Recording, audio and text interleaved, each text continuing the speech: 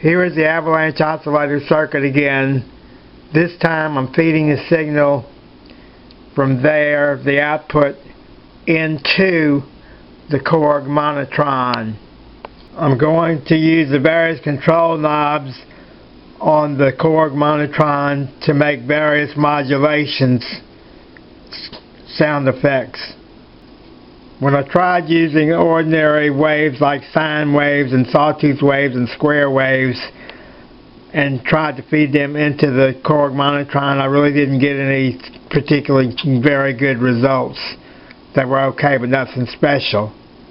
But because of the nature of the output signal of an Avalanche oscillator is very different from the ordinary sound waves, I got some very unusual modulated sound effects from using this oscillator with the Korg Monotron.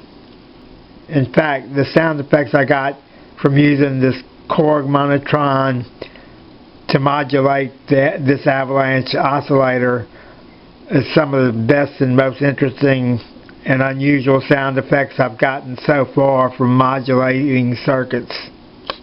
And now I'm about to display for you some of the waveforms and unusual sounds I got by modulating the Avalanche oscillator with the Korg Monotron.